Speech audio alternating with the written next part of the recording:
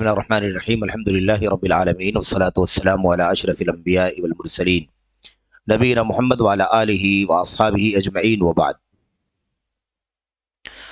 जदीद मनाहिज की हकीकत के इस सिलसिले में और जो ये पिछले कई हफ्तों से अल्लाह तबारक व तआला के फज़ल करम से उसकी तौफीक से जारी है, इस सिलसिले की जो आज की कड़ी है इसमें इंशाअल्लाह तबारक व तआला चंद सवालात हैं और उनके जवाबात शेख सालेह फौज़ान बिन अब्दुल्लाह फौज़ान के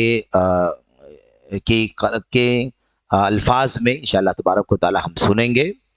और ये सवालात बहुत ही ज़्यादा अहम हैं। इंशाअल्लाह तबारक व तआला ये सवालात और उनके जवाबात मुख्तसर हैं, बहुत लंबे नहीं हैं। और बिज़ब्त जो सवालात आज हमारे सामने हैं, इन सवालात में बुनियादी तौर पर इल्म, तलबे इल्म, दावत कौन दे, इस तरह के ही सवालात हैं। दावत के काम करने वाले, दावती एक्टिविटीज़ करने वाले, दावती जमातें बहुत सारी हैं।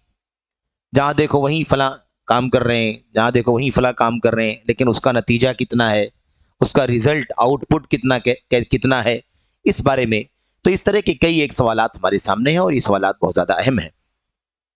आइए देखते हैं कि ये सवालात क्या हैं और उनका जवाब क्या है। पहला सवाल जो आज का है वो सवाल नंबर 15 है। इस सवाल में आप देखें, और ये जो किताब हमारे सामने है इसका सफ़हा नंबर 136 है। सवाल नंबर 15 में शेख सालेह बिन फौज़ान बिन अब्दुल्लाह फौज़ान से पूछा गया, बाज़ लोगों को ये वहम है कि अल्लाह दावत इल्लाह का काम मुतलक तौर पर सिर्फ उलमा ही कर सकते हैं। चलें, आज ये सवाल वही है जिसका अक्सर व बेशतर तज़किरा होता है। क्या उलमा ही काम कर सकते हैं?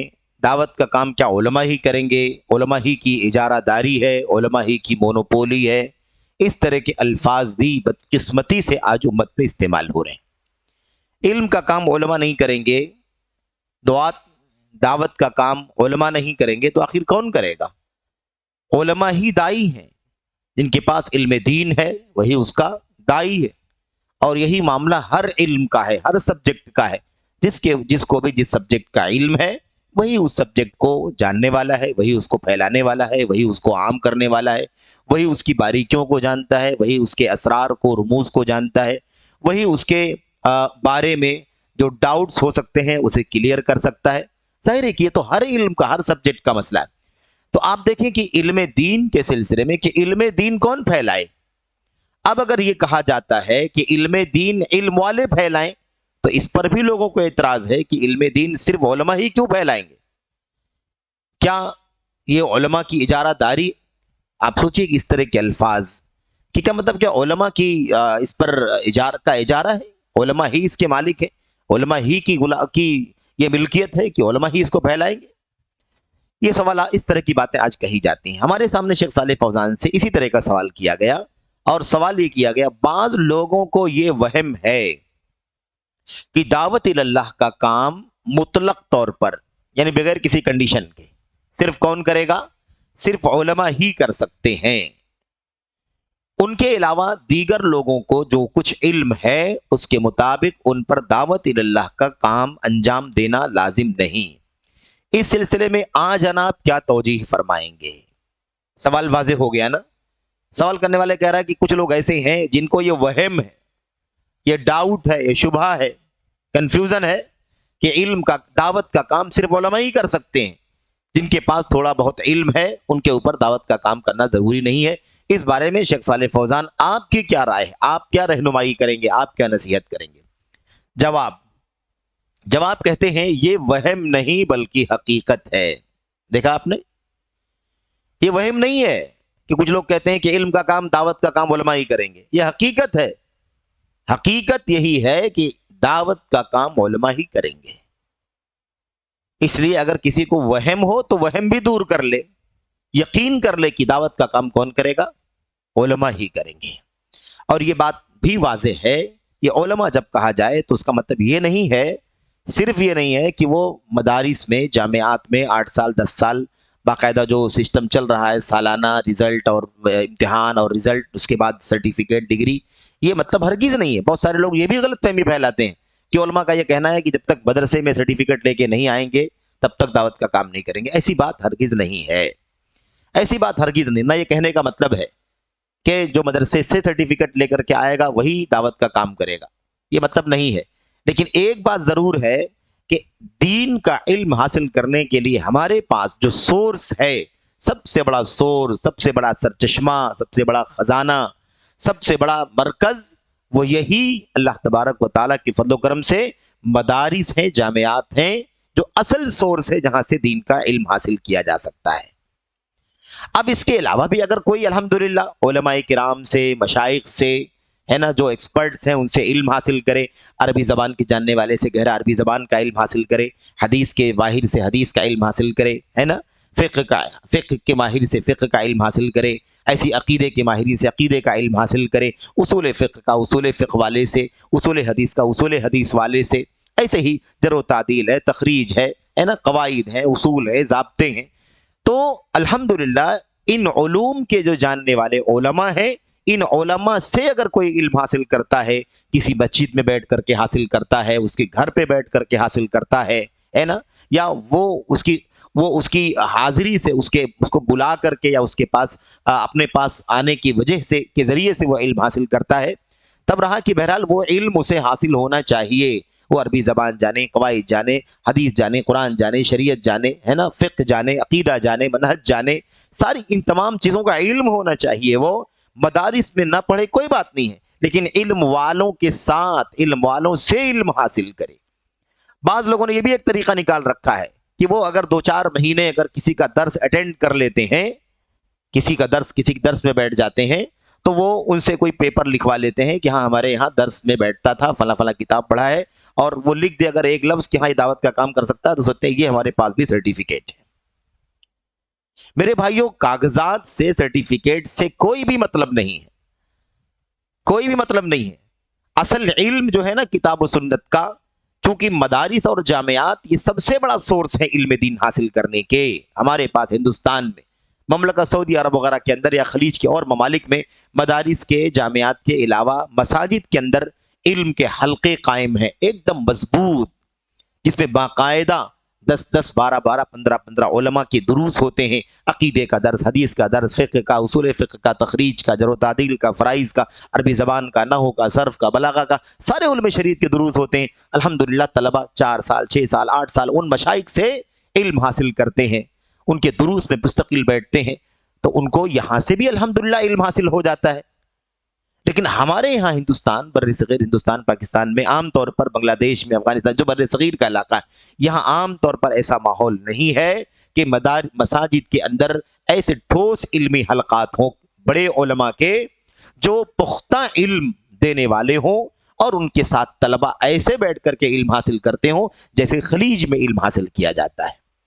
تو ایسا سورس نہیں ہے۔ اب اس طرح کے دروس ہو رہے ہیں، ہفتے میں ایک درس ہوتا ہے، کیا آدمی اس کو 2 مہینہ 4 مہینہ اگر بیٹھ جائے گا، 10 اگر درس اٹینڈ کر لے گا تو کیا وہ عالم ہو جائے گا؟ ہاں، اس کو دین کی معلومات کچھ نہ کچھ ہو جائے گی، جن سبجیکٹ کو سن رہا ہے، جن موضوعات کو سن رہا ہے، الحمدللہ اس کو بصیرت حاصل ہو رہی ہے، اس کو علم حاصل ہو رہا ہے، وہ روشنی میں آ رہا ہے، معلومات ہو رہی ہے۔ تو ایسے ہی یہ سلسلہ جب لمبا چلے گا تب الحمدللہ آدمی کے پاس علم حاصل ہو جائے گا۔ تو اصل میں یہی ہے، اسی لیے کہا جاتا ہے، عام طور پر علماء کی بات آتی ہے تو دینی مدارس سے، جامعات سے فارغین کا اور وہاں سے سرٹیفکیٹس لینے والوں کو عام طور پر اس لیے مراد دیا جاتا ہے کہ ہمارے ہندوستان، پاکستان، بر صغیر کے علاقوں میں دین کا علم حاصل کرنے کا سب سے بڑا جو سورس ہے، اصل سورس جو ہے وہ کیا ہے؟ یہی مدرسے، یہی جامعات، یہی یونیورسٹیاں، یہی ہے جہاں سے علم حاصل ہوتا ہے۔ اس کے علاوہ علماء سے، مشائخ سے، حلقات علم سے، علم کی مجلسوں سے اس طرح علم حاصل کرنے کا ہمارے پاس کوئی سورس ہے ہی نہیں۔ سمجھ رہے ہیں نا؟ تو یہ اس لیے مسئلہ ہے، ورنہ یہ کوئی نہ سمجھے کہ یہ مدرسے کے فارغین یہ کہتے ہیں کہ نہیں، آپ مدرسے سے فارغ ہو کر کے ڈگری لے کر کے آؤ گے، سرٹیفکیٹ، تبھی آپ دین کا کام کر سکتے ہو۔ یہ نہیں، یہ اس لیے کہا جاتا ہے کیونکہ ہمارے پاس تو یہی سورس ہے۔ تو یہ بہت ہی اہم چیز ہے۔ اب یہاں شیخ صالح فوزان سے دیکھیے سوال کرنے والا کیا کہتا ہے، یہی اعتراض تھا اس کو بھی۔ یہ کچھ لوگ یہ سمجھتے ہیں کہ دین کی دعوت کا کام صرف علماء کریں گے، جن کے پاس علم نہیں ہے، تھوڑی بہت معلومات ہے، وہ نہیں، ان کے اوپر لازم نہیں ہے کرنا۔ تو آپ کا کیا خیال ہے؟ شیخ کہتے ہیں یہ وہم ہے ہی نہیں، یہ تو حقیقت ہے کہ دعوت کا کام کون کرے گا؟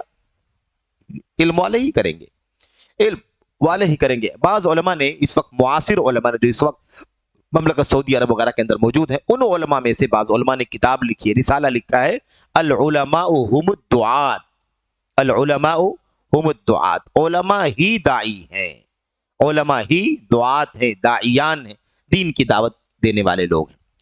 تبلیغ والی جو بات بار بار ہمارے ساتھی بیان کرتے ہیں، اور اس پر بار بار بات آتی ہے کہ بھائی جتنا پتا ہے اتنا آپ پہنچائیں۔ کون منع؟ الحمدللہ آپ بیٹھے ہوئے ہیں، بزرگ بھی ہیں، ہمارے عزیز شباب نوجوان بھی ہیں، الحمدللہ بہت اچھا شغف رکھتے ہیں علم سے، طلب علم سے، علماء سے، بہت کچھ ان کو معلومات ہے الحمدللہ۔ تو آپ کو جو معلومات آپ بالکل پہنچائیے نا، آپ کو کون منع کرتا ہے؟ لیکن مسئلہ یہی ہے کہ آپ ایک بحیثیت دائی اور عالم اور مفتی اور اسٹیج کے مقرر بن کر کے کھڑے ہو جائیں، تو آپ بتائیے کہ آپ کا مادہ جو آپ مطلب پہنچانا چاہتے ہیں وہ کتنا زیادہ ہے، اور جو آپ حاصل کرتے ہیں وہ کتنا کم ہے؟ کتنا خطرناک مسئلہ ہے۔ اہل علم سمندر رکھ کر کے قطرہ دیا کرتے تھے نکال کر کے، اور یہاں ذرہ اور قطرہ ہوتا ہے تو لوگ سمندر پھیلانا چاہتے ہیں۔ عجیب و غریب فساد ہے۔ اور اس پر جب کوئی اعتراض کرتا ہے اخلاص کے ساتھ، نصح کے ساتھ، خیرخواہی کے ساتھ، تو اس کو مختلف انداز سے زد و کوب کیا جاتا ہے کہ دیکھیے تو دعوت کا کام کرنے سے روکتے ہیں، دعوت کا کام کرنے سے نہیں روکتے ہیں، دین کو بگڑنے سے روکنا چاہتے ہیں، دین کو فساد سے بچانے کے لیے یہ کوشش چلتی ہے کہ دین بگڑے نہیں۔ وَهَلْ أَفْسَدَ الدِّينَ إِلَّا الْمُلُوكُ وَأَحْبَارُ سُوءٍ وَرُهْبَانُهَا۔ اسی ابن المعتز نے غالباً کہا تھا کہ دین کو بگاڑنے والے کون ہیں؟ الملوک اور احبار السوء اور رہبان۔ دین کو بگاڑنے والے بادشاہ ہیں۔ بادشاہ جس عقیدے کا ہوتا ہے اس عقیدے کو اپنے ملک میں نافذ کرتا ہے اور اپنی حکومت کے ڈنڈے سے وہی پھیلانا چاہتا ہے۔ حق ہے تو حق، باطل ہے تو باطل۔ تو دین کو بگاڑنے میں ایک بہت بڑا کردار کن کا ہے؟ بادشاہوں کا ہے۔ جیسا عقیدہ، جیسا نظریہ، وہی پھیلے گا۔ اسی کے مذہب، اسی کے منہج کا قاضی، اسی کے منہج کا جج، اسی کے عقیدے کی، اسی کے نظریے کی عدالتیں، اور پھر اس کے بعد اسی کی طرح سے ساری حکومت میں کام چلے گا۔ اب ان کے بیچ میں جب علماء سنت ہوتے ہیں، علماء حق ہوتے ہیں، علماء الحدیث ہوتے ہیں، تو پستے ہیں، مجبوراً پریشان ہوتے ہیں، کیونکہ انہیں حق اور سنت پھیلانے کا موقع نہیں دیا جاتا ہے، ٹارچر کیا جاتا ہے، ستایا جاتا ہے، جیل کی سلاخوں کے پیچھے ڈالا جاتا ہے، یا انہیں ختم بھی کر دیا جاتا ہے۔ ایسے واقعات بھی موجود ہیں، یا ان پر پابندی عائد کر دی جاتی ہے، ایسے بھی واقعات موجود ہیں۔ بنو بویہ وغیرہ کے زمانے میں اسی طرح کے حالات ہوئے تھے میرے بھائیوں۔ ایسے وہ عبیدیوں کا جو دور تھا، فاطمیوں کا، ان کے زمانے میں بھی یہی حال تھا۔ لیکن بہرحال الحمدللہ اپنی اپنی حیثیت کے مطابق سنت کے علماء، حدیث کے علماء اپنی اپنی کوششیں کرتے رہتے ہیں۔ تو ایک تو چیز ہوگی بادشاہ بگاڑتے ہیں دین کو، دوسرے احبار سو، برے علماء، علماء سو، برے علماء، علم والے ہیں لیکن علماء سو ہیں، برے علماء ہیں۔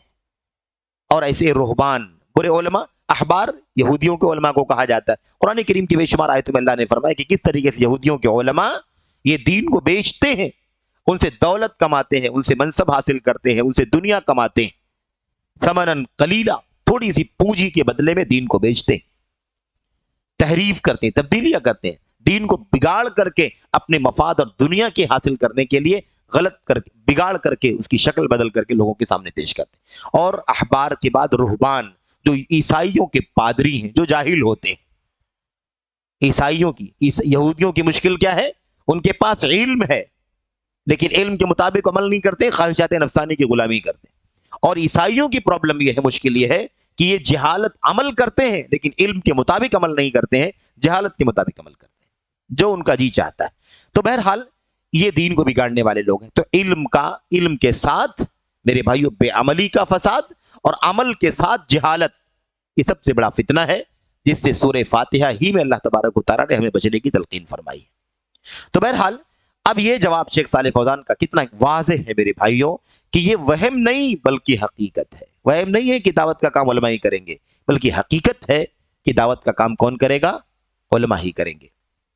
شیخ صالح فوزان، دعوت اللہ کا کام صرف علماء ہی کر سکتے ہیں، یہ حقیقت ہے کہ دعوت اللہ کا کام صرف علماء ہی کر سکتے ہیں۔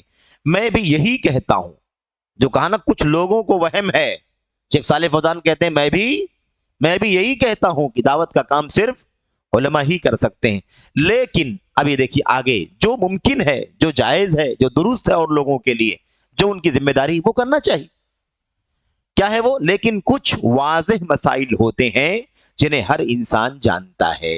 ہر انسان جانتا ہے، اس کے لیے عالم فاضل ہونا ضروری نہیں ہے، سارے علوم شریعت کو جاننا ضروری نہیں ہے.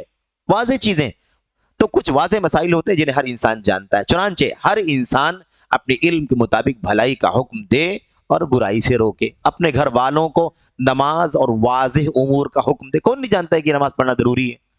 نماز چھوڑنے کا جرم کیا ہے، اس کی سزا کیا ہے، کتنی عمر ہو جائے تو بچوں کو تاکید کرنی چاہیے، کتنی عمر کی ہو جائے تو بچوں کو مار کر کے تنبیہ کر کے مسجدوں میں لے جانا چاہیے، گالی دینے سے روکنا، غیبت سے روکنا، چغلخوری سے روکنا، چوری سے روکنا وغیرہ. یہ واضح مسائل ہیں، اسے کون نہیں جانتا، اسے کون نہیں جانتا. تو یہ سب کا کام ہے کہ سب اس کی تلقین کریں، رہنمائی کریں، اچھائیوں کا حکم دے، برائیوں سے منع کریں. تو کہتے ہیں کچھ واضح مسائل ہوتے ہیں جنہیں ہر انسان جانتا ہے.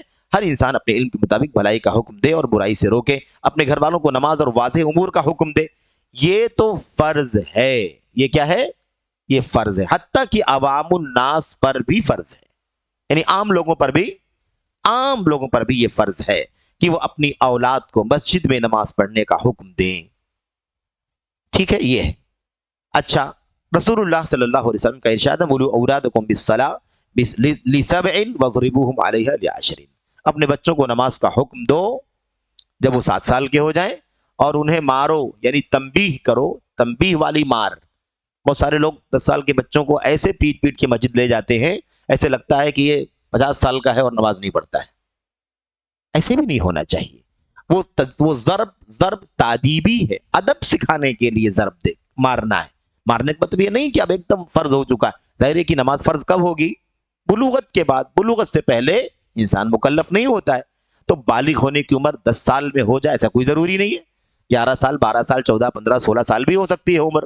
عام طور پر اگر کوئی بلوغت کی عمر کی نشانی ظاہر نہیں ہوئی ہے، تو اگر کوئی نشانی ظاہر ہو گئی ہے بلوغت کی، تب تو جب ظاہر ہو گئی اسی وقت سے بچہ بالغ ہو گیا. لیکن اگر کوئی نشانی ظاہر نہیں ہوتی ہے تو عمر کے حساب سے 15 سال شریعت اسلامیہ کے اندر ہے. 14 سال تک وہ بالغ نہیں مانا جائے گا، 15 سال کا ہو جائے گا تو بالغ مانا جائے گا. اور اب اس کے بعد فرض ہے اس کے اوپر، اب اس کو تنبیہ، سخت تنبیہ کر کے لے کر کے جایا جائے. تو یہ ہے 10 سال کے ہو جائیں تو انہیں نماز کے لیے مارو، یعنی نماز کے لیے لے جاؤ. اگر سستی کریں تو تنبیہ کر کے، تادیب، ادب سکھا کر کے ان کو مسجدوں میں لے کر کے جاؤ، نماز پڑھواؤ. یہ ہے. ایسے اللہ کے نبی نے فرمایا کلکم راعٍ وکلکم مسئول عن رعیتہ. تم میں سے ہر آدمی ذمہ دار ہے اور ہر شخص سے اپنی اپنی ذمہ داری کے بارے میں سوال کیا جائے گا. تو یہ اتنی جو چیز ہے نا، اتنا جو ہر آدمی کو معلوم ہے، ہر آدمی جانتا ہے، اتنی چیز ہر آدمی پہنچائے، ہر آدمی اس پر کام کرے، ہر آدمی اس کی کوشش کرے. ہر آدمی کے لیے وہ واجب ہے کہ وہ اتنی ذمہ داری ادا کرے. لیکن مسئلہ یہی ہے کہ اب ایک بحیثیت داعی، اسٹیج، ممبر ہے کہ نہیں، فتویٰ، مسند درس کا، مسند علم کا، مسند فتوے کا، مسند تقریر کا، مسند خطابت کا، یہ اختیار کر کے آدمی اپنے آپ کو بنا لے تو اس کی گنجائش بہرحال نہیں ہے. یہ بلا شبہ ان کے لیے ہے جو پورے طور پر دین کے علم کو سیکھے ہوئی ہیں اور جانتے ہیں. کہتے ہیں اسے رعایت اور نگرانی کہا جاتا ہے. اسے رعایت اور نگرانی کہا جاتا ہے. نیز اسے بھلائی کا حکم دینا اور برائی سے روکنا بھی کہا جاتا ہے، جیسا کہ نبی کریم صلی اللہ علیہ وسلم کا ارشاد ہے من رأى منکم منکرا فلیغیرہ بیدہ فإن لم یستطع فبلسانہ وإن لم یستطع فبقلبہ وذلک اضعف الایمان. اللہ کے نبی صلی اللہ علیہ وسلم نے فرمایا کہ تم میں سے جو آدمی کوئی برائی دیکھے اسے چاہیے کہ اپنے ہاتھ سے بدل دے. اب آدمی اپنے بال بچوں کے بیچ میں اختیار رکھتا ہے، اس کو طاقت ہے، اس کو قوت ہے، اور اس کا ایک پاور ہے نا، اختیار ہے، جس کا استعمال کر کے وہ اپنے ہاتھ سے بھی روک سکتا ہے. غلط چیز دیکھے اسے توڑ کر کے پھینک سکتا ہے، اسے جھڑک سکتا ہے، ہٹا سکتا ہے، پابندی لگا سکتا ہے، کچھ بھی ہو سکتا ہے. تو جسے طاقت ہے وہ ہاتھ سے کرے، اگر اس کی طاقت نہ ہو تو زبان سے ڈانٹ دے، ڈپٹ دے، تنبیہ کر دے، آگاہ کر دے. اور اگر اس کی بھی طاقت نہ ہو تو آدمی دل سے برا جان لے اس چیز کو. یہ بھی انکار منکر کا ایک درجہ ہے اور یہ آخری درجہ ہے. تو اللہ کے نبی صلی اللہ علیہ وسلم کی ان حدیثوں سے استدلال کر کے، دلیل پکڑ کے، شیخ صالح الفوزان حفظہ اللہ فرماتے ہیں کہ دیکھو یہ جو چیزیں ہیں یہ ہر آدمی کے لیے ہیں، اس کے لیے عالم ہونا ضروری نہیں ہے۔ یہ وہ کام جس کو بھلائی کا حکم دینا، نارمل برائی سے روکنا، عام مسائل کے اندر یا مثال کے طور پر واضح مسائل میں رہنمائی کرنا، یہ سب کی ذمہ داری ہے۔ اس میں پابندی نہیں ہے کہ اب مثال کے باپ اگر عالم نہیں ہے تو بچے کو منع نہیں کر سکتا جھوٹ بولنے سے، باپ اگر عالم نہیں ہے تو اس کو نماز کا حکم نہیں دے سکتا، یہ مطلب نہیں ہے اس کا۔ تو یہ ہر آدمی کی ذمہ داری ہے، لیکن ایک بحیثیت مشن اور دعوت کی کام اور اسٹیج کو پکڑ کر کے کام کرے تو ظاہر ہے کہ یہ کام کون کرے گا؟ یہ کام وہی کرے گا جو اس کا اہل ہو چکا ہے، اور یہ اللہ تبارک و تعالیٰ کی دین کی تحفظ کے لیے ہے، تاکہ ہر آدمی اپنی اپنی ذمہ داریوں کو ادا کرے، جب وہ اس کا اہل ہو جائے، اس کے قابل ہو جائے، اس کے لائق ہو جائے، تب وہ اس کو کما حقہ انجام دے۔ اور یہی نہیں مسئلہ ہے، بعض لوگ کہتے ہیں کہ دیکھو اس طرح سے لوگ منع کرتے ہیں دعوت کا کام کرنے سے۔ یہ اصول میرے بھائیو ہمارے لیے، ہم سے بڑے علماء کے لیے، ہم سے چھوٹے طلباء کے لیے ہے نا، سب کے لیے ہے، یہ ہمارے لیے اتنا ہی جائز ہے جتنا ہم علم رکھتے ہیں۔ اس کے آگے ہمیرا اختیار نہیں کہ ہم مفتی عام بن کر کے لوگوں کو فتوے دیں، سمجھ رہے ہیں نا، سب کے لیے ذمہ داری ہے۔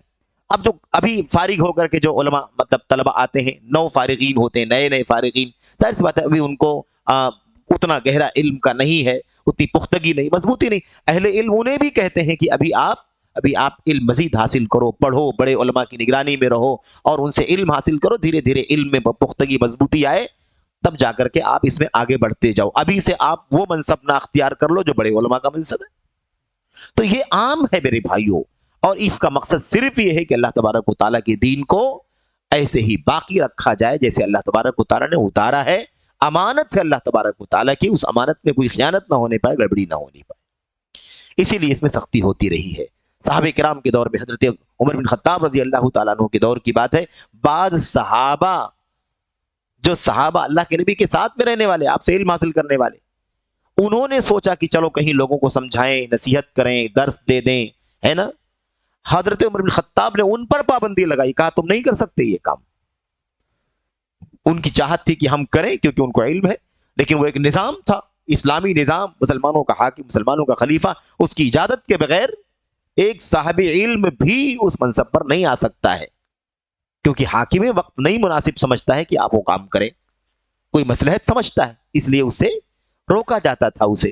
تو یہ بہت ہی اہم چیز ہے، اس کے پیچھے صرف یہی راز ہے کہ اللہ تبارک و تعالیٰ کے دین کو فساد سے، بگاڑ سے بچایا جائے، خالص رہے اللہ کا دین، خالص دین، ستھرا دین اللہ تبارک و تعالیٰ کا اللہ کے بندوں تک پہنچے۔ اس مقصد کے پیش نظر یہ احتیاطات اللہ تعالیٰ کے دین میں شروع سے موجود ہیں۔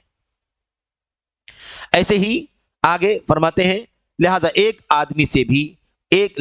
عام آدمی سے بھی مطلوب ہے کہ اپنے گھر والوں اور دیگر لوگوں کو نماز، زکوٰۃ، اللہ کی اطاعت اور گناہوں سے بچنے کا حکم دے، نیز اپنے گھر کو گناہوں سے پاک کرے، اپنی اولاد کو اطاعت و نیکی کی تربیت دے۔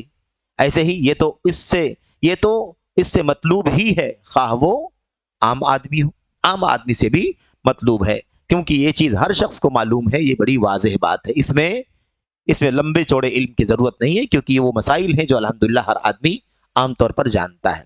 یہ تو نہیں کہہ سکتے کہ سب لوگ جانتے ہیں، لیکن الحمدللہ اکثر لوگ اللہ کا شکر جانتے ہیں، جو بہت ہی زیادہ دین سے دور ہیں، بالکل مطلب کوئی شغف ہی نہیں، کوئی دلچسپی نہیں ہے، ایسے لوگ بہرحال نہ نماز پڑھتے ہیں، نہ نماز پڑھنے کے ماحول میں جیتے ہیں، نہ مسلمانوں کی بستیوں میں رہتے ہیں، اور نہ انہیں کوئی شعور ہے، انہیں یہ ہے کہ کھاؤ، کماؤ، سو جاؤ، اٹھو، پھر اپنے کام کاج میں لگ جاؤ۔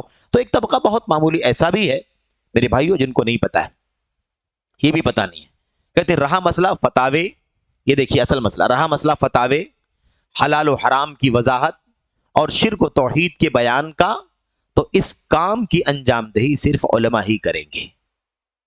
یہ ہماری بات نہیں، شیخ صالح فوزان جو اس وقت چوٹی کے امام اور عالم، پوری دنیا کی نگاہ ان کے اوپر ٹکی ہوئی ہے، اپنے علم، اپنی تقوی، اپنی صلاحیت، اپنی للہیت اور اپنی منہج کی گہرائی، علم کی بصیرت، امت کی خیرخواہی، ہر اعتبار سے، اور عالم اسلام پر نظر، ہر اعتبار سے وہ الحمدللہ ایک چوٹی کے امام اور عالم ہیں۔ تو بہرحال یہ باتیں ان کی ہے، صاف کہتے ہیں رہا مسئلہ فتوے کا، رہا مسئلہ حلال و حرام کی وضاحت کا، رہا مسئلہ شرک و توحید کے بیان کا، تو اس کام کی انجام دہی صرف علماء ہی کریں گے۔ بہت واضح سی بات، کتنی ایسی میرے بھائیوں مثالیں ہم کو آپ کو ملیں گی کہ بہت سارے لوگ یا بعض لوگ ایسے بھی ہیں جو بالکل ہی دین سے نابلد ہیں، بالکل ہی ناواقف ہیں دین سے. اپنے یہاں واقعہ پیش آیا, ایک دو لوگ مسئلے مسائل کے لیے دفتر میں آئے, تو اس میں سے ان سے بات ہونے لگی کہ بھئی کیا آپ جانتے ہیں کہ لا الہ الا اللہ کا معنی کیا ہے؟ دو ساتھی تھے, پوچھا گیا اچھا یہ بتائیے کہ لا الہ الا اللہ کا معنی کیا ہے؟ دونوں کے نام مسلمان, ایک ان میں سے کہتا ہے مجھے نہیں معلوم ہے. یقین نہیں آئے گا کسی کو, اپنے ساتھ پیش آیا ہوا واقعہ. ایک ساتھی ان میں سے کہتا ہے کہ مجھے لا الہ الا اللہ کا معنی نہیں معلوم ہے. دوسرے سے پوچھا گیا آپ کو معلوم ہے لا الہ الا اللہ کا معنی کیا ہے؟ اس نے کہا مجھے معلوم ہے. کہا اچھا ٹھیک ہے بتائیے کیا معنی ہے؟ اس نے کہا اللہ سب سے بڑا ہے. تو ہمارے سماج کا یہ حال بھی ہے کہ ہمارے بیچ میں ایسے لوگ بھی رہتے ہیں کہ یہ صورتحال ہے, کلمہ توحید کا معنی نہیں معلوم ہے, تو یہ صورتحال ہے. تو بہرحال کہنے کا مطلب یہ ہے کہ بہت کچھ علم پھیلانے کی ضرورت ہے.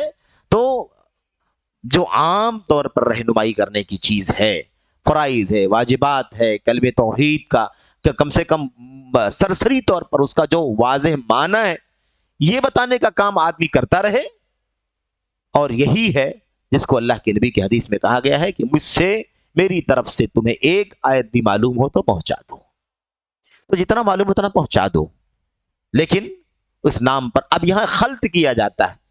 تبلیغ کا لفظ اس حدیث کو استعمال کر کے ہمارے بعض بھائی سمجھتے ہیں کہ اس سے استدلال کر کے ایک آدمی علم والا نہیں ہے, موٹی موٹی باتیں کچھ معلومات ہیں, چند سال چند مہینے یہاں وہاں کچھ پڑھا ہے, بعض علماء کے ساتھ بیٹھا ہے, تو اب وہ پورے طور پر علماء کی طرح سے اسٹیج اور میدان اور ممبر اور فتویٰ سب سنبھال لے.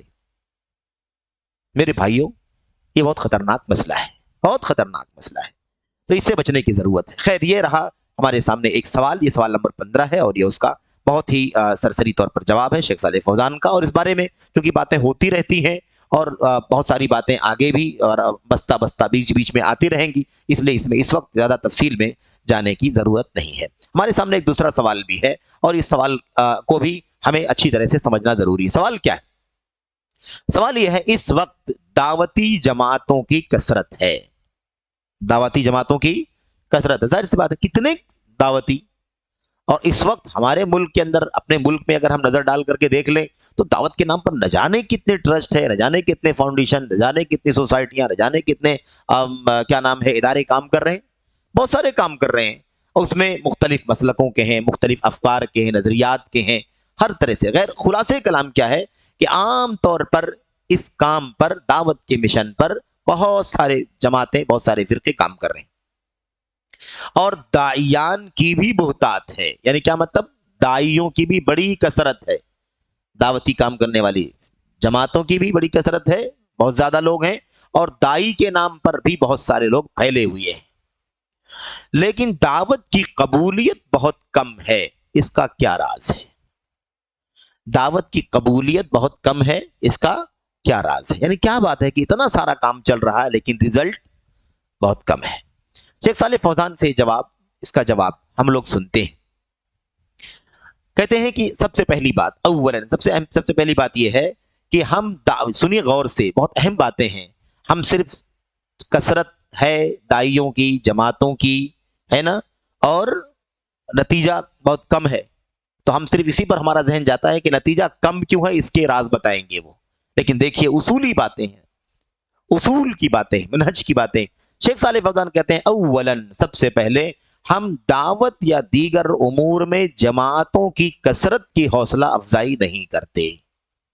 دیکھا آپ نے, دنیا بھر کی ہے نا سوسائٹیاں, ٹرسٹ, جماعت, دھڑے, فرقے, یہ فلاں فلاں فلاں فلاں الگ الگ ناموں سے دنیا بھر کے لوگ کام کر رہے ہوں, ہم اس کی حوصلہ افزائی نہیں کرتے, یعنی اس کی پذیرائی نہیں کرتے کہ ایسا ہونا چاہیے, بلکہ ہم یہ چاہتے ہیں کہ یہ چیز زیادہ نہیں ہونی چاہیے. شیخ صالح فوزان نے بھی بہت زیادہ احتیاط سے اس مسئلے کا جواب دیا ہے. تو کہتے ہیں کہ ہم بہت زیادہ جماعتیں ہوں, بہت سارے لوگ, بہت سارے ہے نا کام, دعوت کے کام یا اور دیگر کاموں کے اندر بہت سارے یعنی ٹرسٹ اور سوسائٹیاں یا جماعتیں, فرقے, ٹولیاں کام کریں, ہم اس کی حوصلہ افزائی نہیں کرتے. ہم صرف ایک سچی جماعت چاہتے ہیں, ہم صرف ایک سچی جماعت چاہتے ہیں جو علم و بصیرت کی روشنی میں لوگوں کو اللہ کی طرف بلائے.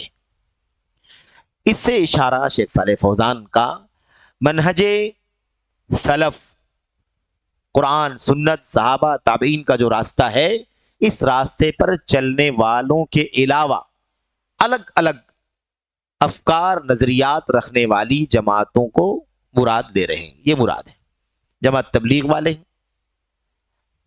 جماعت اسلامی والے ہیں، اخوانی ہیں، صوفی ہیں، رافضی ہیں، خارجی ہیں، اس طرح کی اور بہت ساری ہے نا ٹولیاں۔ شیخ صالح فوزان کہتے ہیں ہم اس کی حوصلہ افزائی نہیں کرتے، ہم ایک جماعت چاہتے ہیں، ایک جماعت ہے خالص جو علم و بصیرت کی روشنی میں اللہ تبارک و تعالیٰ کی طرف بلائے۔ یہ علم و بصیرت کی روشنی میں لوگوں کو اللہ کی طرف بلائے۔ علم وہی ہے جو اللہ کی کتاب میں اترا ہے، نبی کی سنت میں آیا ہے، اور ویسے ہی وہ علم رہے گا جیسے اللہ کے نبی کے صحابہ نے تابعین نے سمجھا ہے۔ یہی علم ہے۔ میں اپنی مرضی سمجھوں، آپ اپنی مرضی سے، فلاں اپنی مرضی سے، فلاں اپنی مرضی سے، الگ الگ رخ، الگ الگ ٹریک، الگ الگ نظریات کے ساتھ لوگ دین کا معنی نکال لیں تو اس کو علم و بصیرت نہیں کہا جاتا، کیونکہ علم و بصیرت وہ ہے جو کتاب میں اتر چکا ہے، جسے صحابہ نے برتا ہے، عمل کیا ہے، جانا ہے، اور اس کے مطابق چل کر کے اور امت تک آگے بڑھایا ہے تاکہ امت اسی راستے پر چلے۔ تو علم و بصیرت کی روشنی میں ایک جماعت کام کرے، ہم یہ چاہتے ہیں۔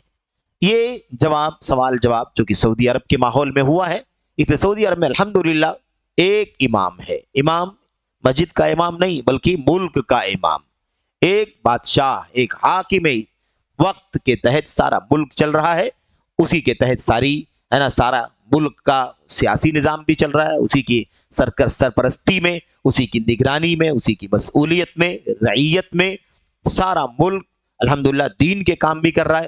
مساجد اسی کے تابع، مدارس اسی کے تابع، ادارے اسی کے تابع، جامعات اسی کے تابع، فتاوے اسی کے تابع ہے کہ نہیں؟ ساری دعوتی، علمی، تعلیمی اور ساری جتنی بھی سرگرمیاں، ساری جتنی بھی نشاطات ہیں، سب کی سب اسی ایک مسلمانوں کے ایک حاکم اور ولی امر کے تابع چل رہی ہیں۔ تو شیخ صالح فوزان کہتے ہیں کہ ہم یہی ایک جماعت چاہتے ہیں جو علم و بصیرت کی روشنی میں دعوت کا کام کرے۔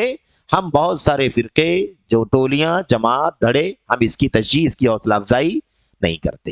اور آگے بات آئے کہ انشاءاللہ تبارک و تعالیٰ کہ سن 1948 میں یا 50 میں، مجھے یاد نہیں ہے ایگزیکٹ، وہ تاریخ بھی آئے گی، غالباً 1949 کی بات ہے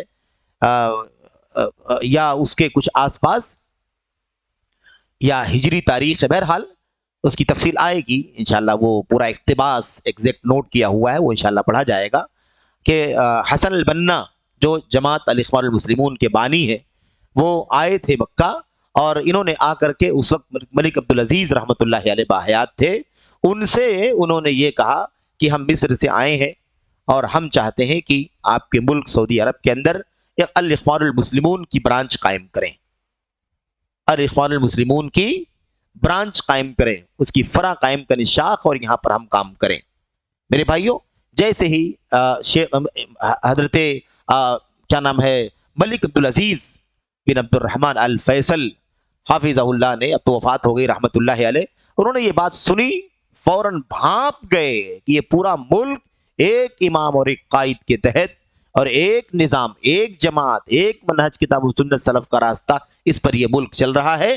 یہ شخص اس کے اندر آ کر کے فرقہ واریت پیدا کرنا چاہتا ہے، اخوانی نظریہ ہے نا، خارجیت کا نظریہ، تکفیر کا نظریہ، تجہیل کا نظریہ، یہ نظریہ یہاں پر ڈالنا چاہتا ہے۔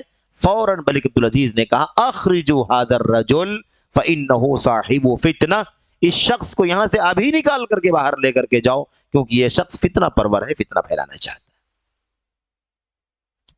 اور یہ کوئی میرے بھائیو یوں ہی بے سر پیر کی بات نہیں ہے۔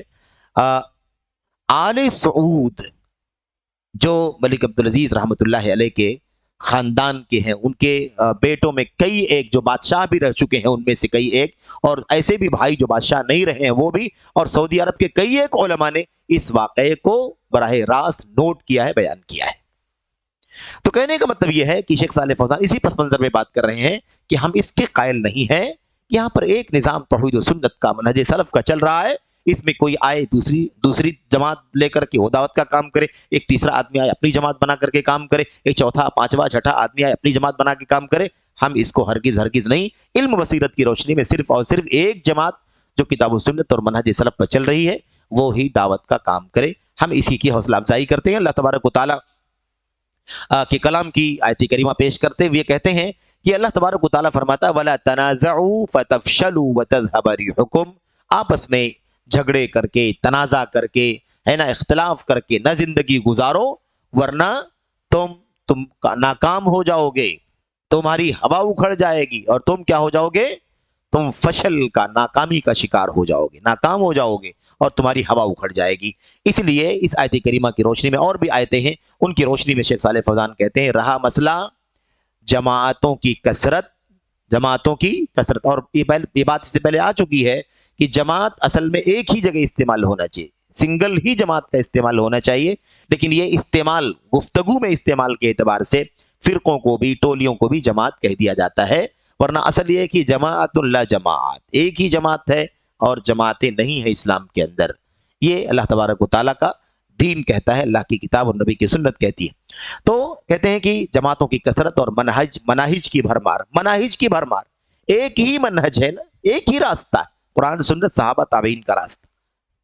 اب بہت سارے مناہج، ایک الگ راستے پر، دوسرا الگ راستے پر، تیسرا الگ راستے پر، ایک حکومت، ایک سیاست، ہے نا، اور ایک تصوف، اور ایک خارجیت، اور ایک رافضیت، آل بیت رسول کا نام لے کر کے الگ الگ راستے پر چل رہے ہیں۔ کہتے ہیں یہ بہت سارے راستوں کی جو کثرت ہے، یہ چیز پسپائی یعنی پستی، ذلت، کمزوری، ایسے ہی ناکامی اور باہمی نزاع کا سبب ہے، آپس میں جھگڑے کا، ٹکراؤ کا سبب ہے۔ اللہ تبارک و تعالیٰ فرماتا ہے وَلَا تَنَازَعُوا فَتَفْشَلُوا وَتَذْهَبَ رِيحُكُمْ، آپس میں اختلاف نہ کرو ورنہ بزدل ہو جاؤ گے اور تمہاری ہوا اکھڑ جائے گی۔ ایسے اللہ فرماتا ہے وَلَا تَكُونُوا كَالَّذِينَ تَفَرَّقُوا وَاخْتَلَفُوا، ایسے ان لوگوں کی طرح نہ ہو جاؤ جو ٹکڑوں میں بٹ گئے، ان لوگوں کی طرح نہ ہو جاؤ كَالَّذِينَ تَفَرَّقُوا، جو فرقوں میں بٹ گئے، وَاخْتَلَفُوا، اور آپس میں اختلاف کر لیا، مختلف ہو گئے، فرقوں میں تقسیم ہو گئے، تم لوگ بھی اسی طرح نہ ہو جاؤ۔ ایسے ہی وَاعْتَصِمُوا بِحَبْلِ اللَّهِ جَمِيعًا وَلَا تَفَرَّقُوا، اللہ کی رسی کو مضبوطی سے پکڑ لو اور آپس میں فرقہ مت بنو، پھوٹ مت ڈالو، ٹولیوں میں تقسیم مت ہو، یہ اللہ تبارک و تعالیٰ نے فرمایا ہے۔ تو بہرحال یہ چند آیتیں جو اس سلسلے میں اللہ تبارک و تعالیٰ کے کلام کے اندر ہیں، ان کو پڑھ کر کے، ان کو بیان کر کے شیخ صالح فوزان کہتے ہیں ہم صرف ایک جماعت چاہتے ہیں جو صحیح منہج اور صحیح دعوت پر قائم ہو، خواہ مختلف ممالک میں پھیلی ہوئی ہو، کیونکہ اس جماعت کا سرچشمہ ایک ہے۔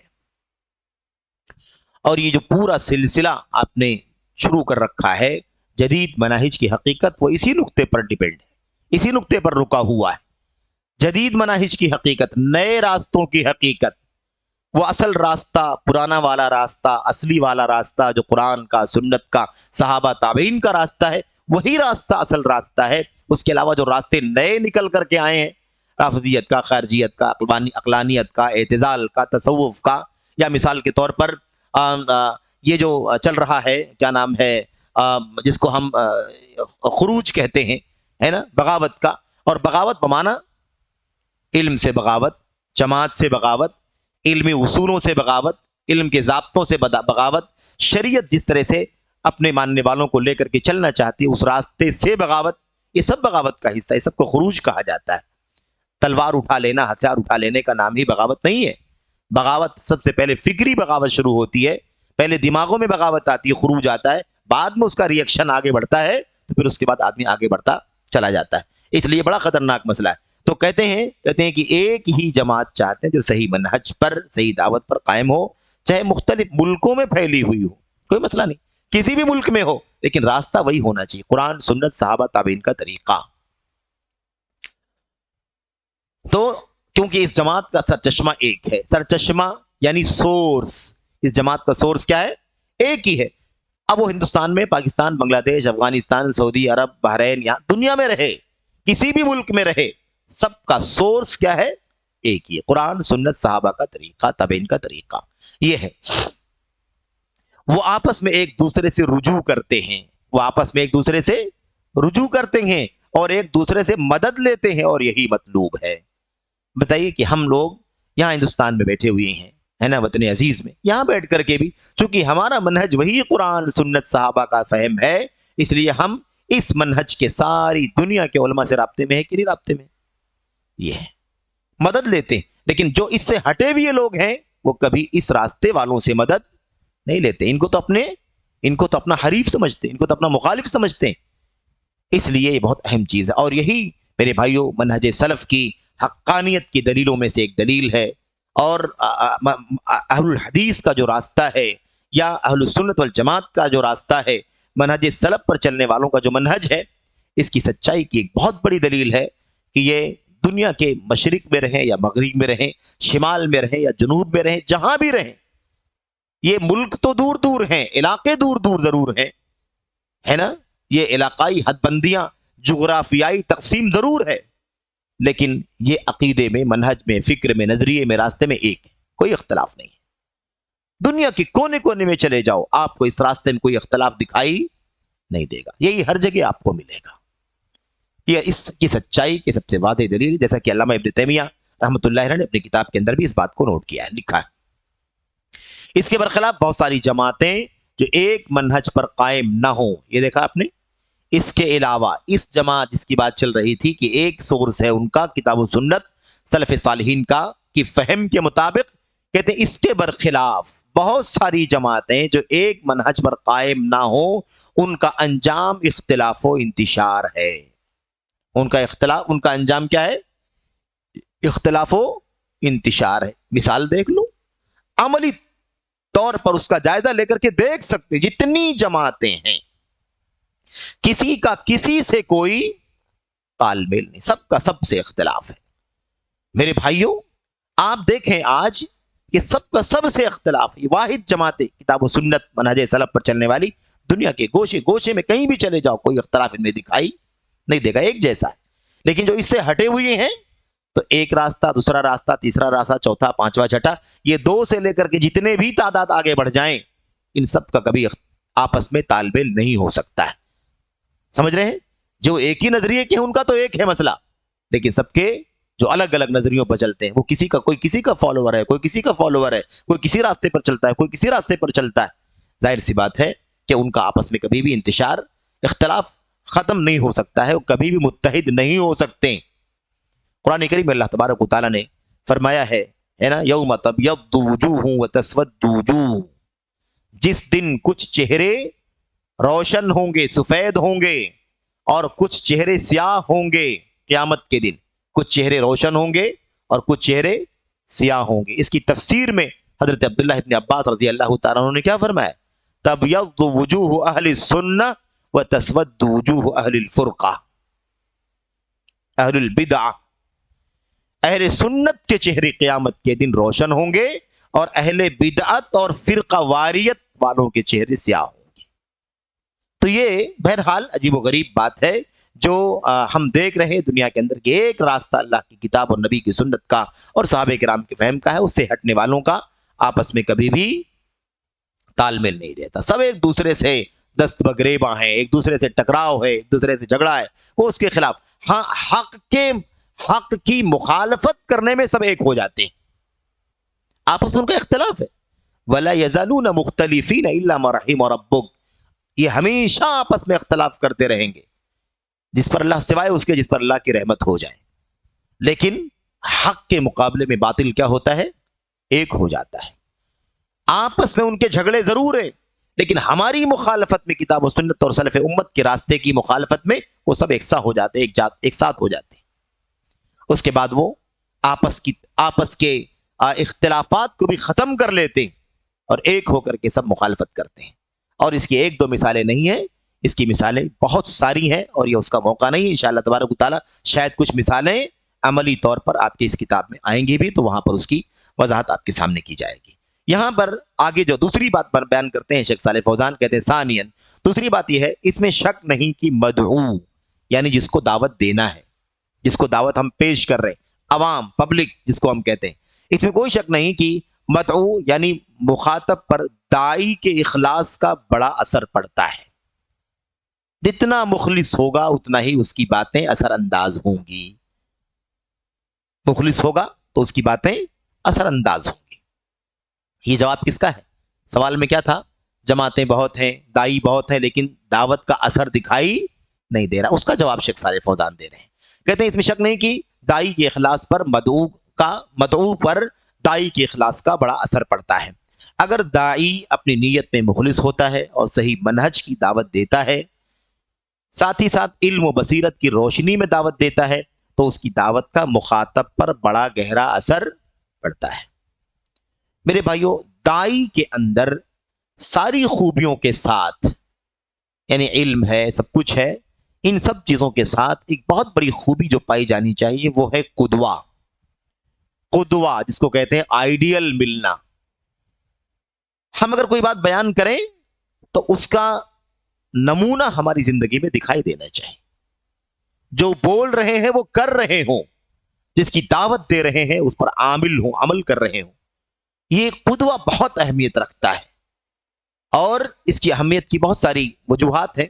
एक बहुत बड़ी वजह तो ये है, जब आदमी होता है दीन पर चलने वाला, तो उसको वो भी देख करके भी वो आदमी जान जाता है जो इल्म वाला नहीं होता है। इल्म वाला नहीं है वो, लेकिन देखता है कि आलिम ऐसा कर रहा है, देखता है कि आलिम ऐसा कर रहा है, देखता है कि आलिम ऐसा कर रहा है, तो उसको देख करके वो उससे सबक लेता है, आइडियल लेता है। हमारे उस्ताद थे मदीना यूनिवर्सिटी में, उन्होंने कभी वाकया बयान किया था कि अफ्रीका से कोई तालिब इल्म आया, कोई आम आदमी आया, और अफ्रीका में उंगली, तशहुद की उंगली जो इशारा करना है या उसे हरकत देना है, इस मसले में अफ्रीका के किसी इलाके में झगड़ा कर लिया था उन्होंने, इख्तलाफ हो गया था। पुरानी बात है, आजकल तो सब लाइव होता है, कोई भी फोटो निकाल करके भेज सकता था, कोई भी वीडियो बना करके भेज सकता था कि शेख बिन बाज की नमाज देख लो। लेकिन उस जमाने की बात है जब ये सब वसाइल नहीं थे, तो इख्तलाफ था, और ये था कि जब हम जाएंगे सऊदी अरब तो हम शेख बिन बाज जो चोटी के इमाम और आलिम गुजरे हैं, पूरी सऊदी अरब के मरजा थे, वो मुफ्ती आम थे, उनको देखेंगे कि वो नमाज कैसे पढ़ते हैं, उनको देख करके आएंगे कि वो नमाज कैसे पढ़ते हैं। नमाज पढ़ते हैं तो उंगली कैसे उठाते हैं, कैसे इशारा करते हैं, कैसे हरकत देते हैं, इसको हम शेख बिन बाज को अपनी आंखों से देख करके आएंगे। तो जब वो एक शख्स वहां से आया तो उसने लोगों से पता लगाया कि शेख बिन बाज कहाँ है। किसी ने बताया कि हाँ, मस्जिद में नमाज पढ़ रहे हैं, फला आगे सब पहली सब में बैठे होंगे। वो शख्स भागा भागा सीधे गया शेख बिन बाज के पास और वहां गौर से खड़े होकर के देखता रहा कि वो उंगली कैसे इशारा उठाते हैं, कैसे इशारा करते हैं, कैसे हरकत देते हैं। तो असल में अमली जिंदगी जो होती है ना, प्रैक्टिकल लाइफ, उसवा, कुदवा, आइडियल, उसका सबसे बड़ा फायदा यह होता है कि उसको समझने में इल्म की जरूरत भी नहीं होती है। एक आम आदमी भी देख करके जानेगा कि शेख साहब कैसा कर रहे हैं। तो अमली उसवा बहुत ज्यादा कीमती होता है, इसीलिए ये बहुत बड़ी चीज है। और अगर मिसाल के तौर पर जबान से वो कहे और अमल में वो चीज ना हो, तो आदमी कहेगा कि जबान से तो कहते हैं लेकिन अमल करते नहीं, फिर उसकी तासीर जो होनी चाहिए वो नहीं होगी। एक आदमी नमाज की दावत दे, नमाज ना पढ़े। एक आदमी मिसाल के तौर पर कहे कि गाने मत सुनो, फिल्में मत देखो, एक आदमी गाने सुनने फिल्में देखता हो, क्या असर पड़ेगा उसको। एक आदमी का नशा की काम मत इस्तेमाल, नशा की चीजें मत इस्तेमाल करो, बीड़ी सिगरेट तंबाकू वगैरह वगैरह मत इस्तेमाल करो, और खुद मुलव्वस हो, तो उसकी बात का कितना असर पड़ेगा। एक आदमी कहे दाढ़ियां मत मूडो, दाढ़ियों को छोड़ दो अपने हाल पर, नबी का चेहरा, दाढ़ी सजी हुई थी आपके चेहरे पर, आपने जिंदगी में कभी अपनी दाढ़ी पर उंगली नहीं लगाई, आपने कभी एक बाल काटने का सबूत नहीं मिलता, और आदमी खुद दाढ़ी काट रहा हो, तो उसकी बात का कितना असर पड़ेगा। मतलब एक मिसाल है ये, ऐसी बहुत सारी मिसालें हो सकती। तो खुलासे कलाम ये है कि कुदवा और आइडियल, तो कहते हैं कि अगर अच्छा जब मुखलिस होगा आदमी, जब मुखलिस होगा अपनी दावत में, तो वो अमल भी करने वाला होगा मेरे भाइयों, क्योंकि दावत बाद में है, दावत बाद में है। इल्म के बाद पहले नंबर पर, इल्म के बाद क्या है, अमल है, उसके बाद दावत का मरहला आता है। तो कैसे वो दावत का काम करने लगा इल्म के साथ, इल्म पर अमल उसके यहाँ मौजूद नहीं, इसका मतलब वो अपने इस मिशन में मुखलिस नहीं है मेरे भाइयों, अपने इस मिशन में मुखलिस नहीं है। कैसा इखलास है कि वो दीन पढ़ चुका है, दीन जान चुका है, अमल करने को तैयार नहीं है और दावत देने के लिए भाग रहा है। ये बहुत अजीब और गरीब मसला है। तो इसकी जांच पड़ताल अमल से होती है। अगर मुखलिस होगा तो उसकी जिंदगी में उसका अमल, उसकी शहादत अमल से मौजूद होगी, उसकी गवाही अमल से मौजूद होगी। कहते हैं इसके बरखिलाफ अगर दाई अपनी दावत में मुखलिस नहीं होता है, बल्कि अपनी जात की तरफ बुलाता है, या हिजबियत, गिरोह बंदी, हमारी जमात, हमारी पार्टी, हमारे फलां, इसकी तरफ अगर बुलाता है, या किसी मुनहरिफ जमात या असबियत, तासुब की तरफ बुलाता है, चाहे इस्लाम का ही नाम लेता हो, की तरफ बुलाता है, तो उसकी जात से कुछ भी फायदा नहीं होता है। अब शेख सालेह फौजान ने اس نقطے پر خاص طور پر اخلاص کے اعتبار سے یہ بات سمجھائی ہے کہ اگر آدمی مخلص ہوتا ہے تو کسی فرقہ واریت کی دعوت نہیں دیتا ہے، کسی کی ذات کی طرف، کسی کی شخصیت کی طرف، کسی بھی فرقے کی طرف، کسی بھی ٹولی اور پارٹی کی طرف دعوت نہیں دیتا ہے، بلکہ وہ دعوت دیتا ہے کس کی طرف؟ صرف اور صرف اس راستے کی طرف جو راستہ اللہ کی کتاب کا، نبی کی سنت کا اور صحابہ کرام کا راستہ ہے۔ لیکن مخلص نہیں ہے اس لیے فلاں پارٹی کی طرف، اس کا الگ نظریہ ہے، وہ چاہتا ہے کہ اس نظریے کی طرف لوگوں کو بلائے، اس رائے کی طرف لوگوں کو بلائے۔ اس لیے اب ظاہر ہے کہ نبیوں کا کیا مشن، ہمارے اور آپ کے نبی صلی اللہ علیہ وسلم کا کیا مشن تھا، صحابہ کرام کا کیا مشن تھا؟ دنیا کے اندر اللہ کی سچی توحید عام ہو جائے، ساری دنیا اللہ کی بندگی کرنے والی بن جائے، اپنی پیشانی اللہ کے سوا کسی کے سامنے نہ ٹیکے، زندگی گزارے تو اللہ کے نبی صلی اللہ علیہ وسلم کی لائی ہوئی شریعت اور سنت کے مطابق زندگی گزارے۔ یہ کام تھا۔ اب اگر کوئی ایک نظریہ لے کر کے آئے کہ نہیں یہ سب تو بعد کی بات ہے، پہلے حکومت قائم کرو، اب وہ حکومت قائم کرنے کا نظریہ لے کر کے جب آئے گا تو اسی نقطے پر وہ کام کرے گا، اسی سے راضی ہوگا، بقیہ آپ کے کسی بھی کام سے راضی، کسی بھی آپ کے کسی کام کی کوئی قیمت ہی نہیں سمجھے گا، نہ کام کی قیمت سمجھے گا، نہ کام کرنے والوں کی قیمت سمجھے گا، نہ اس کام میں پیسے خرچ کرنے کی، وقت خرچ کرنے کی قیمت سمجھے گا، بلکہ ان تمام چیزوں کو وہ رائے گا اور ضائع سمجھے گا۔ ایسے ہی ہوتا ہے میرے بھائیوں۔ اسی لیے آج بہت سارے کبار علماء، بڑے بڑے علماء کو اس طرح کے نظریات رکھنے والے علماء ماننے کو تیار نہیں ہیں، جو پوری دنیا کے لیے علم کا مرجع رہ چکے ہیں، ہے نا؟ علامہ ابن باز، علامہ البانی، شیخ صالح فوزان اور شیخ ابن عثیمین اور بڑے بڑے بہت سارے علماء، اور ان سے پہلے کے تو ہم نے اس وقت کی مثال دی، اس سے پہلے بہت سارے علماء جو بڑے بڑے شارحین ہیں، بڑے بڑے محدثین ہیں، جنہوں نے علم کی خدمت کی ہے، حدیث کے رسول کی خدمت کی، ایسے لوگوں کو خاطر میں نہیں لاتے، کیونکہ ان کا نظریہ کیا ہے؟ حکومت کرنا، سلطنت بنانا، ہے نا؟ پریزیڈنٹ اور امیر اور صدر بن کر کے بیٹھنا، یہ سب سے بڑا مشن ہے۔ اس لیے وہ اسی نقطے پر جو لوگ بات کرتے ہیں ان کی وہ تائید کرتے ہیں، انہی کے کام کو کام سمجھتے ہیں، ورنہ کتنی بھی محنت کر ڈالے اس کے کام کو کام نہیں سمجھتے۔ توحید و سنت پھیلانے کے لیے علماء اپنی زندگیاں وقف کرتے ہیں اور یہ ان کی توہین کرتے ہیں، کہتے ہیں ان کا کوئی کام ہی نہیں ہے، کوئی کام نہیں کرتے، کیونکہ حکومت کی بات نہیں کرتے، سیاست کی بات نہیں کرتے، ہے نا؟ لوگوں کو سیاست پر نہیں ابھارتے، حکومت پر نہیں ابھارتے، حکومت کے خلاف لوگوں کو اکسانے کا کام نہیں کرتے، اس لیے ان کا کوئی کام ہی نہیں ہے، یہ بالکل ناکام ہیں، یا ان کے مطلب کام کی کوئی قیمت ہی نہیں ہے، ایسا نظریہ بنا رکھا ہے۔ تو یہ سب کب ہوتا ہے؟ جب آدمی اللہ کے دین کے لیے مخلص نہیں ہوتا ہے۔ اللہ کا دین جو اترا ہے اسی کے لیے مخلص ہونا ہے۔ تم سیاست کے لیے مخلص ہو، تم فلاں پارٹی کے لیے مخلص ہو، تم اپنے نام، تم اپنی جماعت جس سے تم جڑے ہوئے ہو اس کے لیے مخلص ہو، تم اس کے لیے تعصب کرتے ہو، تم اپنی جماعت کے قائد جو اس کا پریزیڈنٹ، صدر، بانی، فاؤنڈر ہے، تم اس کے لیے تعصب کرتے ہو، تو آدمی مخلص کیسے رہ سکتا ہے بتائیے؟ آدمی کو مشن ہی نہیں جو مشن صحابہ کا تھا، جو مشن تابعین کا تھا، جو مشن ائمہ، دین کے ائمہ اور علماء کا تھا، وہ مشن ہی نہیں ہے ان کا۔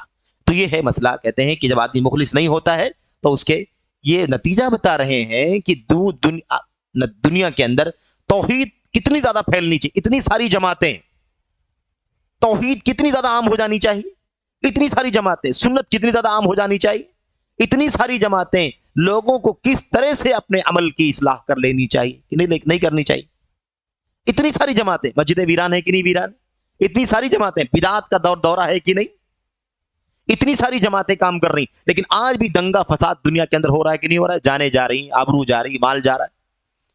تو کہتے ہیں اتنی ساری جماعتیں، اتنے سارے لوگ کام کرنے والے، رزلٹ کیوں دکھائی نہیں دیتا ہے؟ رزلٹ اس لیے دکھائی نہیں دیتا ہے کہ سب اس رخ پر کام ہی نہیں کر رہے، مخلص ہی نہیں ہے اللہ تبارک و تعالیٰ کے دین کے لیے، وہ اس راستے پر سب اپنے اپنے راستے پر چل رہے ہیں، اس لیے جو کام وہ کر رہے ہیں وہ کام ہو رہا ہے، اور جس کام کو کرنا چاہیے وہ کام نہیں کر رہے ہیں، وہ جو کام کر رہے ہیں، جو توحید و سنت کا، منہج سلف کا کام کر رہے ہیں، اتنا ہی کرنے والے ہیں، اس لیے اس کا نتیجہ اتنا ہی دکھائی دیتا۔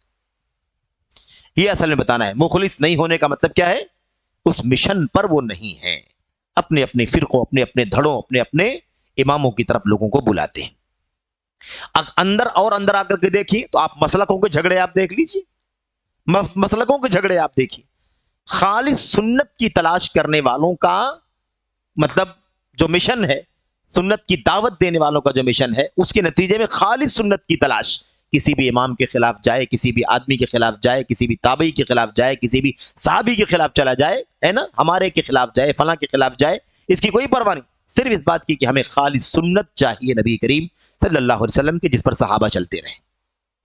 یہ جو کام کرنے والے لوگ ہیں نا، اس کی قلت کیوں دکھائی دیتی ہے ہمارے یہاں؟ یہ اس طرح کا نتیجہ کیوں کم دکھائی دیتا ہے؟ اس لیے کہ اس پر کام کم ہے، ایک جماعت صرف کام کر رہی ہے، بقیہ کوئی حنفی بنانے پر لگا ہو، کوئی شافی بنانے پر لگا ہے، کوئی مالکی بنانے پر لگا ہے، کوئی حنبلی بنانے پر لگا ہوا ہے۔ تو جس پر وہ کام کر رہے ہیں اس پر وہ کام ہو رہا ہے، نتیجہ جو دکھنا چاہیے، نظر آنا چاہیے، سلف کے راستے کا چلن عام ہونا چاہیے، وہ کم۔ بتائیے صبح شام اہل سنت، اہل الحدیث، علماء اہل حدیث، علماء سلفیت کتنا بے چین ہے، یہ فتنہ نکل رہا ہے، یہ فرقہ نکل رہا ہے، یہ گمراہی پیدا ہو رہی، یہ نظریہ، یہ فساد آ رہا نوجوانوں میں، یہ فساد آ رہا ہے لڑکیوں میں، یہ فساد آ رہا ہے کاروباریوں میں، یہ فساد آ رہا ہے دینداروں میں۔ کیوں فکر مند؟ اسی لیے کیونکہ وہ مشن سب مل کر کے بڑھا رہے ہیں، فساد والا مشن، جو اصل مشن توحید و سنت کا منہج سلف کا ہے، وہ اس کے بیچ میں بہت چھوٹا ہے، بہت کمزور ہے۔ تو ایک ہی جماعت، ما انا علیہ اليوم واصحابی والے کم ہیں میرے بھائی، فرق بہت سارے، 73 میں ایک، تو ظاہر سی بات کام اتنا ہی تو رہے گا، 1/73 دکھائی دیتا ہے، بقیہ بہت زیادہ۔ تو یہ سارے مسائل آپ کو ہر جگہ دکھائی دیں گے، کیونکہ لوگ خالص مشن کے لیے مخلص نہیں ہیں۔ شیخ صالح فوزان کی گفتگو کا خلاصہ یہی ہے۔ اسی طرح کہتے ہیں کہ کہتے ہیں آگے، کسی منحرف جماعت یا عصبیت، خواہ اسلام ہی کا نام لیتا ہو، کی طرف بلاتا ہے تو اس کی ذات سے کچھ بھی فائدہ نہیں ہوتا ہے، اس کی ذات سے فائدہ نہیں ہوتا ہے، کس پر؟ منہج سلف پر کوئی فائدہ نہیں ہوتا ہے، اور اس کا اسلام کی دعوت سے کوئی سروکار نہیں ہے، اس کا اسلام کی دعوت سے کوئی تعلق، کوئی لینا دینا نہیں ہے، وہ اخوانیت کی طرف، وہ خارجیت کی طرف، وہ رافضیت کی طرف، وہ تقلید کی طرف، فلاں کی طرف، فلاں کی طرف، فلاں کی طرف، فلاں امام کی طرف، فلاں پیر۔ تو مسئلہ یہی پیدا ہوتا ہے میرے بھائیوں کہ کیا اسلام کی دعوت ہے؟ اسلام کی دعوت سے کیا تعلق ہے اس کا؟ اسی طرح اگر دائی لوگوں کو اللہ کی کتاب اور اس کے رسول صلی اللہ علیہ وسلم، یہ بھی دوسرا جواب کا دوسرا پہلو ہے۔ ایک بات تو ہو گئی، مخلص نہیں ہے، کیوں رزلٹ نہیں ہے؟ دائی بہت ہیں، دعوتی جماعتیں بہت ہیں، رزلٹ کیوں نہیں ہے؟ نتیجہ کیوں نہیں ہے؟ پہلا جواب کیا تھا؟ اخلاص نہیں ہے۔ دوسرا جواب کیا ہے؟ یہ دوسرا والا جواب یہ ہے کہ اگر دائی لوگوں کو اللہ کی کتاب اور اس کے رسول صلی اللہ علیہ وسلم کی سنت کی طرف بلاتا ہے، لیکن جس بات کی دعوت دیتا ہے اس پر وہ خود عمل نہیں کرتا، جو اس سے پہلے بات آئی تھی قدوہ والی، تو اس سے بھی لوگ متنفر ہو جاتے ہیں، اس سے بھی لوگ متنفر ہو جاتے ہیں۔ اللہ دلوں کا حال جانتا ہے، اور انسان کبھی بھی جو کسی بھی جگہ جو کچھ کرتا ہے اس سے بھی باخبر ہے۔ اللہ تعالیٰ، انسان کہیں بھی کوئی بھی کام کرے، اللہ تعالیٰ کو خبر ہے، اللہ تعالیٰ اس کو خوب جانتا ہے۔ اس لیے اگر وہ خلوت میں دین کی مخالفت کر کے، تنہائی میں، خلوت مطلب تنہائی میں، اگر وہ تنہائی میں اللہ کے دین کی مخالفت کر کے اللہ سے اعلان جنگ کرے گا اور لوگوں کے سامنے آ کر انہیں خیر کی دعوت دے گا، تو اس کی دعوت بالکل مؤثر و مقبول نہیں ہوگی۔ دیکھا آپ نے؟ کیونکہ یہ دعوت کا کام عبادت ہے، دعوت کا کام کیا ہے؟ عبادت ہے۔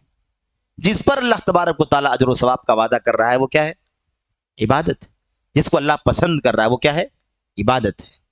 قول ہو، فعل ہو، عمل ہو، ظاہر ہو، باطن ہو، جس کو اللہ تبارک و تعالیٰ پسند کرتا ہے، جس کے عمل سے محبت کرتا ہے، وہ کیا ہے؟ وہ عبادت ہے۔ تو اللہ تبارک و تعالیٰ نے فرمایا وَمَنْ أَحْسَنُ قَوْلًا مِّمَّنْ دَعَا إِلَى اللَّهِ، اللہ کی طرف بلانے والے سے زیادہ اچھی بات کرنے والا کوئی نہیں، اللہ کو اتنا پسند ہے۔ تو یہ اللہ تبارک و تعالیٰ کی عبادت کی ایک، یا میرے بھائیوں، ایک شق ہے، اس کا ایک کام ہے، اس کا ایک راستہ ہے۔ اس لیے اگر کوئی شخص تنہائی میں بھی دین کی مخالفت کرتا ہو، اللہ سے اعلان جنگ کرتا ہو، اور لوگوں کے سامنے آ کر کے دین کی دعوت دے رہا ہو، تو اس کی دعوت کا بھی اثر کبھی بھی نہیں ہوگا۔ تو اندر باہر ایک ہونا چاہیے، ظاہر باطن ایک ہونا چاہیے، قول و کردار ایک ہونا چاہیے، گفتار کردار ایک جیسا ہونا چاہیے۔ آدمی جو کہے وہی کرے، جو کرے وہی کہے۔ یہ نہیں کہ اندر چھپایا ہوا کچھ اور نظریہ ہے اور اسلام کا نام لے لے کر کے لوگوں کے بیچ میں آتا ہے تاکہ لوگ اس کو بولنے دیں، بتانے دیں، سنانے دیں، دعوت کا کام کرنے دیں، تو ایسے شخص کی بھی دعوت کا کوئی اثر نہیں ہوگا۔ اس کے بعد کہتے ہیں کیونکہ اللہ تعالیٰ نے اس کی دعوت میں برکت رکھی ہی نہیں ہے، مخلص ہی نہیں ہے، وہ نظریہ الگ ہے اور اسلام کا صرف نام لے کر کے لوگوں کو بلا رہا ہے، جبکہ اس کا مقصد کچھ اور ہے، اس لیے اس کی دعوت میں برکت اللہ نے نہیں رکھی ہے۔ اس کے بعد کہتے ہیں اس کے برخلاف یعنی یہ جو نظریہ چلتا ہے جس کی وجہ سے کوئی دعوت کا رزلٹ نہیں ہے نا، دو چیزیں ہو گئی نا، اخلاص نہیں ہے اور آئیڈیل نہیں ہے۔ اتنی ساری جماعتیں، اتنی ساری ٹولیاں، اتنے سارے دائی پھیلے ہوئے ہیں، لیکن دعوت، خالص دعوت، منہج کی دعوت، سنت اور صحابہ کے راستے کی دعوت کا نتیجہ جو نہیں نکلتا ہے، اس کی وجہ دو ہیں۔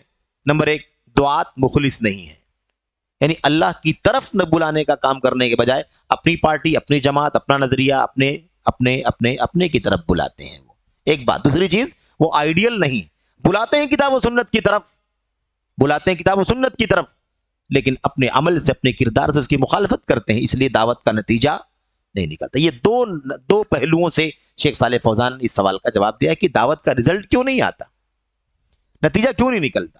حالانکہ اور بھی پہلو ہیں، اس کے علاوہ اور بھی پہلو جس کی وجہ سے دعوت کا نتیجہ نہیں نکلتا ہے۔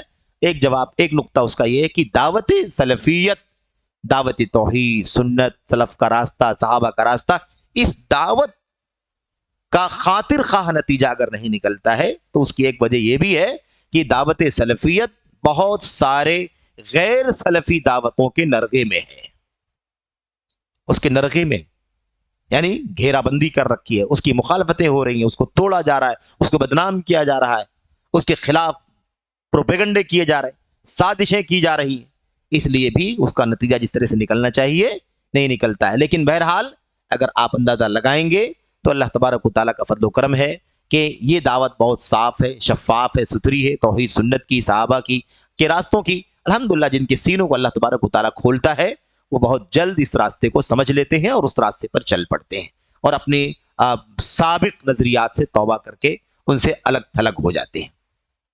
اسی کی مثال دینے کے اس کے برخلاف اسلام کے مخلص داعیان کو دیکھیں کہ اللہ تعالیٰ نے ان کی دعوت کو کس قدر ثمر آور بنایا ہے۔ مخلص داعیوں کی دعوت کا نتیجہ کتنا زیادہ اچھا ہے، ثمر آور بنایا ہے، جبکہ وہ افراد ہی تھے۔ یہ نقطہ یاد رکھیں، وہ افراد تھے، جماعتیں نہیں بنائی تھیں، افراد تھے، سنگل لوگ کام کر رہے تھے، لیکن اتنا زیادہ بار آور، اتنا ثمر آور کہ ساری دنیا میں ان کی دعوت کیا ہو گئی، ان کی زبان سے الحمدللہ عام ہو گئی۔ افراد ہی تھے اور ان کے مخالفین بھی تھے، لیکن مخلص تھے، اللہ کے دین کے مشن پر کام کر رہے تھے اور آئیڈیل تھا ان کی زندگی کے اندر، اس لیے افراد ہونے کے باوجود اور مخالفین کی کثرت کے باوجود بھی الحمدللہ ان کی دعوت بہت ثمر آور ہوئی، نتیجہ خیز ہوئی، رزلٹ آیا، نتیجہ آیا۔ جیسے شیخ الاسلام ابن تیمیہ رحمۃ اللہ علیہ اور ان کے شاگردان ہے نا، دیکھو پوری دنیا کے اندر ان کا علم بھرا ہوا ہے۔ ایسے ہی اسی طرح شیخ الاسلام محمد بن عبد الوہاب، دیکھا آپ نے، ان کی جہاد کے نتیجے پورا جزیرے عرب ہی نہیں، پوری دنیا کے اندر توحید و سنت کا پیغام عام ہو گیا۔ یہ مخلص تھے، جان مال سب اللہ تبارک و تعالیٰ کے راستے میں قربان کر دیا، اور اللہ تعالیٰ کے دین پر ایسے عمل کرنے والے کہ دیکھنے سے اللہ تبارک و تعالیٰ کی یاد آ جائے۔ الذین اذا رؤوا ذکر اللہ، جن کو دیکھا جائے تو اللہ تبارک و تعالیٰ کی یاد آ جائے، یہ۔